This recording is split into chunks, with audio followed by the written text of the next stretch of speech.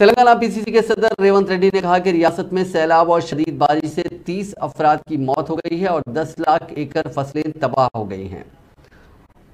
एक अंदाजे के मुताबिक तेलंगाना में बारिश और सैलाब से 3000 करोड़ रुपए का नुकसान हुआ है। रेवंत रेड्डी ने आज हैदराबाद के एलबी नगर असेंबली हल्के में बारिश से मुतासरा इलाकों का दौरा किया और तबाही का जायजा लिया। इस मौके पर रेवंत रेड्डी ने कहा कि बारिश और सैलाब से इतनी तबाही आने के बाद भी हुकूमत सो रही है, अब तक कोई इमदाद फराहम नहीं की गई।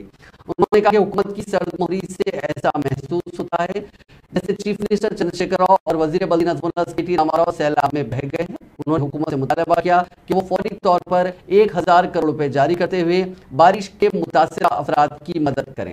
रेवंत रेड्डी ने बारिश से फौत होने वाले हर फर्द के खानदान को 25 लाख रुपए मुआवजा अदा करने का मुतालबा किया और किसानों को फी एकड़ 15,000 रुपए अदा करने का मुतालबा किया।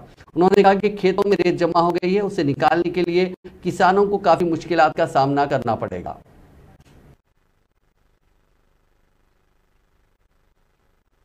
మంత్రిగా ఎక్కడ సమస్య ఉంటే అక్కడ క్షేత్ర స్థాయిలో పర్యటించాల్సిన మున్సిపల్ శాఖ మంత్రి జన్మదినాల పేరు మీద ఫామ్ హౌస్లలో విచ్చలవిడిగా విలాసవంతమైన జీవితం గడపడానికి సమయాన్ని కేటాయించిండు।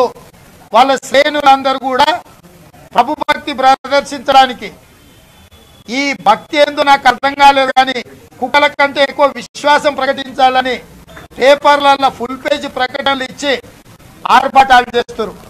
ఇవాళ అన్ని కోట్ల రూపాయలు కొట్టుకుపోయి సర్వం కోల్పోయిన పేదలకు సహాయక చర్యలల్లో వాళ్లకు కనీసం బట్టలో భోజనమో నిలవడానికి నీడనో తాత్కాలికమైన అందుకే ప్రజలకు అండగా నిలబడాల్సిందిగా ఒక పక్కన ప్రజలకు సహాయక చర్యలు అందించండి, ప్రజలకు మానసిక ధైర్యం ఇవ్వండి, ఇంకొక పక్కన ప్రభుత్వం మీద పోరాటం చేయడానికి కాంగ్రెస్ పార్టీ ఇచ్చిన పిలుపుని అందుకొని అందరూ ప్రభుత్వం మీద పోరాటం చేస్తూనే ప్రజల సహాయక చర్యలలో పాల్గొనాల్సిందిగా కాంగ్రెస్ పార్టీ అధ్యక్షుడిగా నేను వారందరికీ ఆదేశాలు